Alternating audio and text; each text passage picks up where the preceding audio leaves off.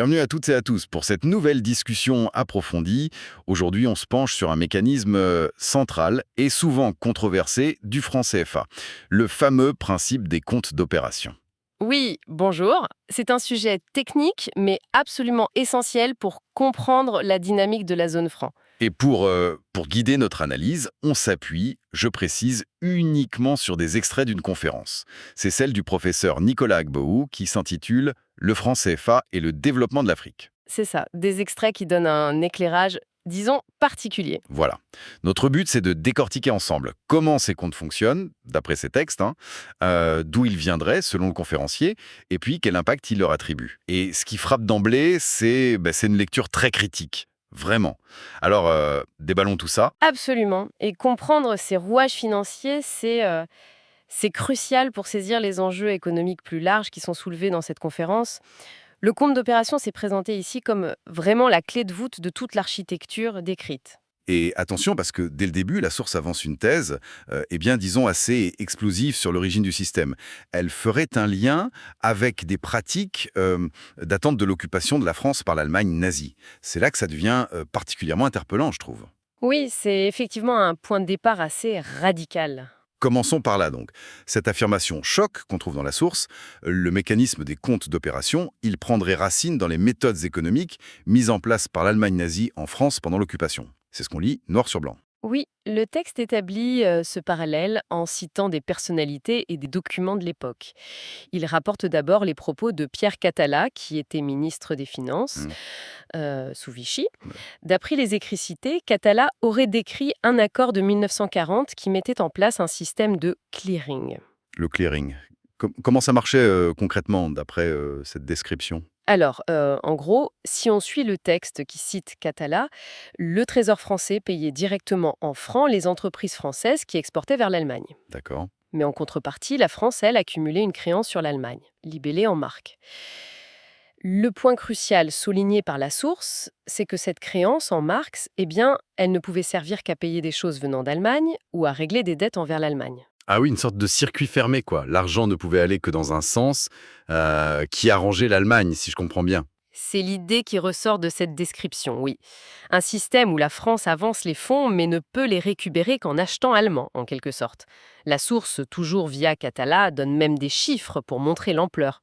7 milliards de francs par mois en septembre 43. 7 milliards par mois. Oui, une charge totale qui aurait atteint 115 milliards de francs depuis octobre 1940. C'est énorme pour l'époque. Effectivement. Et pour renforcer cette analyse, la source cite ensuite Pierre Arnoux, qui était inspecteur général des finances. D'après le document, il aurait écrit que ce système a permis à l'Allemagne de puiser dans les ressources françaises, gratuitement et sans limite. Les mots sont forts. Gratuitement et sans limitation. Et cité par Arnoult, d'après la source, l'Allemagne aurait utilisé ce clearing pour financer ses achats, oui, mais aussi ses dépenses militaires sur place et même les transferts d'argent des travailleurs français vers l'Allemagne. Il y a des chiffres là-dessus aussi, pour montrer l'ampleur de ce financement forcé. Oui, le document, en citant Emen via Arnoult, avance que la France supportait, tenez-vous bien, 43% de la dette totale de clearing de l'Allemagne. 43%. C'est considérable. Oui, 8,5 milliards de marques sur 20 milliards au total, selon ce qui est rapporté. Donc si on suit l'argumentaire de la source, une part énorme de l'économie de guerre allemande était, de fait, financée par la France via ce mécanisme. Et le lien fait par le professeur Agbohou dans sa conférence, tel que rapporté ici, c'est que ce système de l'occupation, Aurait servi de modèle, de blueprint, si vous voulez, pour les comptes d'opération mis en place après la guerre, avec les colonies devenues indépendantes et entrant dans la zone franc. C'est une affirmation historique très très forte, oui. Il faut le souligner. d'accord, c'est noté. Alors, après cette origine pour le moins controversée, présentée par la source, comment est-ce qu'elle décrit le fonctionnement technique de ces comptes d'opération après les indépendances? Alors, le document s'appuie sur les conventions officielles signées entre la France et les pays africains concernés. Le principe de base, d'après les articles cités, c'est la mise en commun des avoirs extérieurs. Les avoirs extérieurs, c'est-à-dire? Les réserves de devises étrangères, en gros, le dollar, l'euro maintenant, etc. Ces États africains mettent donc en commun une partie de ces réserves. Mis en commun où, exactement? Elles sont déposées dans un fonds unique qui est géré par le Trésor public français. Sur un compte courant bien spécifique, le fameux compte d'opération. Il y a une obligation pour les banques centrales africaines, la BAAC et la BCAO notamment, de déposer une partie de leurs réserves de change sur ce compte. Une partie. On sait quelle proportion? Ça a évolué? Oui, la source indique que ça a changé. Au début, c'était 100%, tout devait y être déposé. Puis, une convention de 1973 aurait abaissé ce taux à 65%. Et depuis une réforme en septembre 2005, ce seuil obligatoire serait de 50%, la moitié des réserves de change. 50% minimum, donc. Et en échange de cette centralisation, quelle est la contrepartie offerte par la France, d'après ces textes? Alors la contrepartie officielle, toujours selon les conventions citées, c'est double. Premièrement, le Trésor français garantit la convertibilité de la monnaie, le franc CFA, qui était lié au franc français et maintenant à l'euro. C'est une garantie de stabilité. D'accord. Deuxièmement, le Trésor s'engage à fournir aux banques centrales africaines les devises dont elles pourraient avoir besoin pour leurs paiements internationaux. Même si, à un moment T, elles n'ont pas assez sur leur compte d'opération, c'est une sorte de facilité de caisse illimitée en théorie.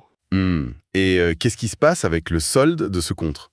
S'il y a plus d'argent déposé que retiré, ou l'inverse? Deux cas de figure, selon le texte, si le compte est créditeur, c'est-à-dire que les dépôts africains sont supérieurs au retrait, eh bien le Trésor français verse des intérêts aux banques centrales africaines sur cet excédent. Ok. Et si c'est l'inverse?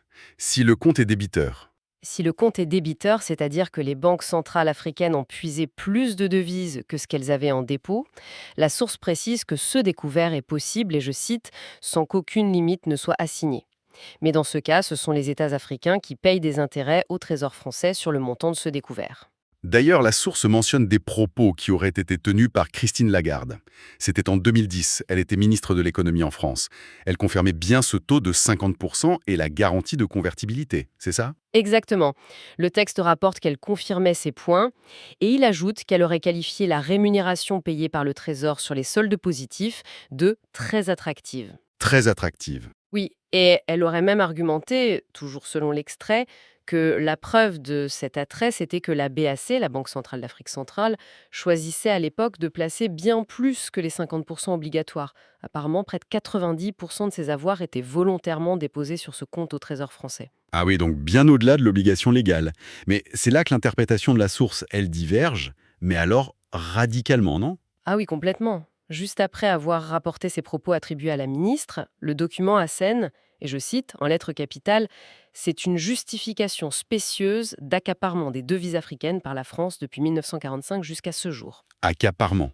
Le mot est lâché. Voilà, c'est vraiment le cœur de la divergence d'interprétation qui est présentée ici. D'un côté, on a une présentation technique, un arrangement avec garantie, rémunération, vu comme potentiellement bénéfique. Et de l'autre côté, une dénonciation pure et simple qui parle d'accaparement, de spoliation organisée depuis des décennies. Alors, justement, allons voir ces conséquences telles que décrites dans l'analyse du professeur Agbou. Quels sont les impacts négatifs qu'il met en avant d'après ces extraits? Il en liste toute une série et il s'appuie sur diverses citations, des chiffres pour étayer son argumentaire. Un premier point qui est soulevé, c'est l'idée d'un approvisionnement gratuit pour la France, notamment en matières premières. Approvisionnement gratuit? Oui, le texte cite un certain Jean Boissonnat qui aurait été membre du comité monétaire de la Banque de France en 1960. Et qu'est-ce qu'il aurait dit, ce monsieur Boissonnat?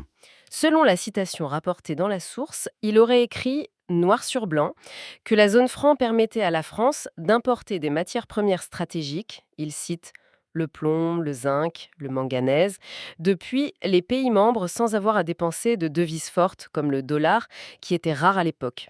Ah oui, une économie directe de devises pour la France. Exactement. Il aurait même chiffré cette économie à 250 millions de dollars par an à l'époque. Et il aurait ajouté que ce système soutient environ 500 000 emplois en France métropolitaine. L'argument de la source, c'est que ce mécanisme aurait perduré grâce aux accords signés après les indépendances. Donc l'argument ici, c'est un avantage économique direct, massif, pour la France, et ce, dès les années 60, qui aurait continué. C'est ce que la source avance, oui. Un autre aspect qu'elle pointe du doigt, c'est la gestion même des opérations.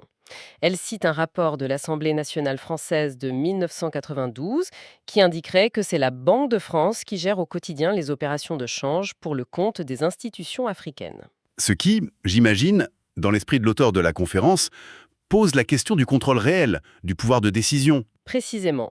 Qui tient les manettes en fin de compte? Ça mène à un troisième point. La source affirme que la zone franc est un bénéfice net en devise pour la France.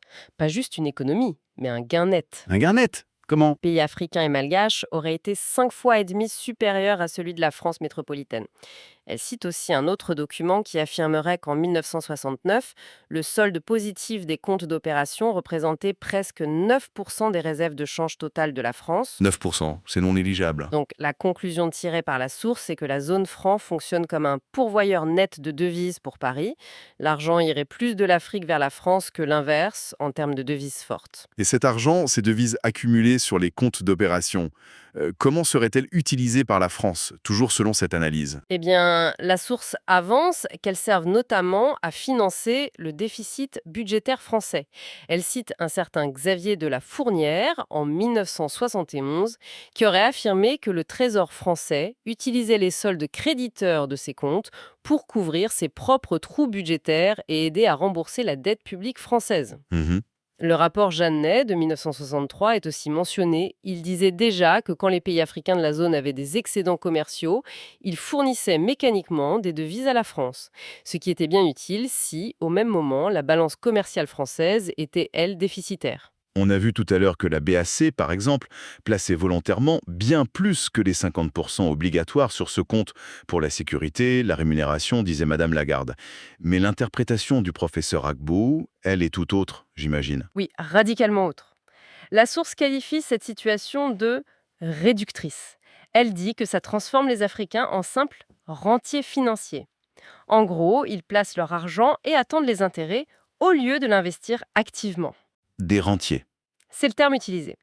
Et c'est lié à un autre grief majeur. La France récolterait les intérêts générés par ces fonds massifs. Le texte cite Omar Bongo, qui était président du Gabon et qui aurait déclaré en 1996 qui bénéficie des intérêts que rapporte notre argent, la France. C'est direct. Est-ce que la source essaie de quantifier cet avantage supposé sur les intérêts? Elle propose un calcul rapide, à titre d'illustration. Elle dit « Imaginons 12 000 milliards de francs CFA placés sur les comptes d'opération. À un taux d'intérêt de 3%, ça fait 360 milliards de CFA d'intérêt par an. » Là où ça devient critique, c'est que la source suggère que la France pourrait ensuite prêter une partie de ces mêmes fonds aux pays africains, mais à des taux bien plus élevés, par exemple plus de 5%. Ah oui. Donc là, selon la source, il y aurait un double bénéfice pour la France. Elle touche les intérêts sur les dépôts et elle reprête cet argent plus cher. C'est l'argumentation qui est présentée, oui. Accumulation passive pour les uns, double profit potentiel pour l'autre. Mais une des critiques les plus virulentes, peut-être, formulées dans ces extraits, ça concerne l'impact sur le développement économique des pays africains eux-mêmes. C'est-à-dire, qu'est-ce qui est dit là-dessus? Or français, eh bien, ça priverait les économies africaines de moyens financiers qui seraient cruciaux pour financer leur propre développement. Pour investir localement. Un manque à gagner pour l'investissement local. Voilà. La source met en parallèle les montants très élevés qui seraient immobilisés sur les comptes d'opération. Elle cite des chiffres 4 311 milliards de FCFA pour la BASC en mars 2007 ou 2 636 milliards pour la BCEAO fin 2001, des sommes énormes, et elle les compare à une croissance jugée trop faible des crédits bancaires qui sont accordés à l'économie réelle dans ces pays. Elle donne l'exemple de plus 8,7% pour la BASC en mars 2007, un chiffre jugé insuffisant au regard des réserves accumulées. Donc, un paradoxe, selon la source, beaucoup d'argent mis de côté au Trésor français, mais pas assez qui circule pour financer les entreprises, les projets sur place. Exactement, c'est ce paradoxe apparent qui est souligné. Le texte rapporte d'ailleurs des critiques qui auraient été formulées par le président sénégalais Abdoulaye Wade en 2007-2008. Il aurait dénoncé ces réserves dormantes. Il les estimait à l'époque à 4 700 milliards de FCFA, soit environ 7 milliards d'euros. Et il aurait dit que cet argent manquait cruellement pour financer les projets de développement dont le continent avait besoin. Et à partir de là, le ton de la source devient encore plus grave, non? Oui, l'interprétation se durcit encore. Le système est qualifié de tragédie humaine pour les populations africaines. La source parle d'un drainage, un pompage continu de leurs revenus au profit du Trésor français, et ce depuis des décennies. Et au-delà de l'aspect purement économique et financier, il y a autre chose, hein. Oui, la source présente aussi ce système comme un puissant outil de contrôle politique pour la France, un moyen de maintenir son influence sur ses anciennes colonies et, je cite le texte, de mettre au pas les dirigeants africains qui seraient jugés trop indépendants ou récalcitrants. Mettre au pas, c'est fort. Il y a des exemples donnés? Oui, pour illustrer ça, le document mentionne les cadanges Félix Patassé en République centrafricaine et de Laurent Gbagbo en Côte d'Ivoire. Selon l'analyse présentée dans ces extraits, leur renversement serait, au moins en partie, lié à leur remise en cause de ce système monétaire, ou est-ce que la source appelle leur insoumission vis-à-vis des institutions financières internationales, qui sont vues ici comme alignées sur les intérêts français. Là, on touche vraiment à des accusations très lourdes, de contrôle politique exercé via la monnaie. Toujours selon l'analyse qu'on a sous les yeux, bien sûr. Effectivement, c'est une lecture très politique du mécanisme qui dépasse largement la simple technique financière. Et enfin, il y a un dernier point technique, mais important, qui est soulevé par la source. Ça concerne les réserves d'or. L'or. Qu'est-ce qu'elle dit sur l'or? Elle affirme que le mécanisme des comptes d'opération, ça implique aussi le dépôt physique des stocks d'or qui appartiennent aux pays africains membres, que cet or serait déposé à la Banque de France comme une garantie supplémentaire pour le franc CFA. Et ça, c'est sourcé aussi. D'où vient cette affirmation? Le texte cite un bulletin de la Banque centrale d'Afrique centrale, BCEAC, de 1966, et un rapport de contrôle de la Banque centrale d'Afrique de l'Ouest, BCAO, de 2001, pour appuyer ce point. Il donne même une estimation du stock d'or de la seule BCAO qui serait détenue en France, 206,5 milliards de FCFA à la fin de l'année 2001. D'accord. Alors, si on essaie de synthétiser un peu tout ça, la perspective développée dans ces extraits de la conférence du professeur Agboou, qu'est-ce qui en ressort principalement? D'abord, il y a cette thèse très, disons, iconoclaste sur l'origine du système qui le relie aux pratiques financières de l'Allemagne nazie en France occupée. C'est un point de départ choc. Oui. Ensuite, on a la description d'un mécanisme technique, la centralisation d'une partie importante, 50% minimum aujourd'hui, des réserves de change des pays africains membres auprès du Trésor français, avec, en contrepartie officielle, une garantie de convertibilité. D'accord. Et puis après, il y a les conséquences. Voilà. Et c'est là que l'analyse de la source est la plus critique. Pour elle, les conséquences sont quasi exclusivement bénéfiques pour la France. Approvisionnement facilité en matières premières, sans dépenser de devises, gestion de ces devises par la France, utilisation pour financer les déficits français, collecte des intérêts. Et pour les pays africains. Pour les pays africains, selon cette source, c'est tout l'inverse. Un drainage financier continu, une priorité donnée à l'accumulation de réserves plutôt qu'au développement local, une perte de souveraineté économique et même une utilisation du système comme outil de contrôle politique et une perte de contrôle physique sur les réserves d'or. C'est effectivement une vision extrêmement critique qui est présentée. Tout à fait. Et il est vraiment important de rappeler encore une fois que ce qu'on a exploré aujourd'hui, c'est la perspective spécifique, les arguments et les interprétations qui sont présents dans ces extraits de la conférence du professeur Agboou. Notre but ici, c'était d'en décortiquer la logique, les éléments avancés, pour éclairer ce point de vue particulier sur un mécanisme qui est, c'est vrai, complexe et au cœur de très nombreux débats. Bien sûr. Et pour terminer notre discussion, peut-être une question qui découle assez logiquement des arguments soulevés par la source, notamment sur la centralisation des réserves et le contrôle externe qu'elle dénonce. Si on accepte, ne serait-ce que pour la réflexion, cette prémisse de la source qui dit que le système actuel limite la souveraineté économique, eh bien ça ouvre une question fondamentale. Laquelle? Quels autres mécanismes monétaires et financiers pourraient être imaginés? Comment est-ce qu'on pourrait assurer à la fois la stabilité monétaire, qui est évidemment indispensable, et faciliter mes échanges internationaux pour ces nations, tout en leur garantissant la pleine, l'entière souveraineté sur la gestion de leurs réserves de change et de leurs ressources? C'est effectivement la grande question qui se pose si on suit jusqu'au bout la logique critique présentée dans ces documents. C'est sur cette interrogation, qui reste ouverte, qu'on va clore notre échange d'aujourd'hui, qui était donc consacré à l'analyse du principe des comptes d'opération, tel que présenté dans les écrits du professeur Agboou qu'on avait à notre disposition. Merci de nous avoir suivis. Merci.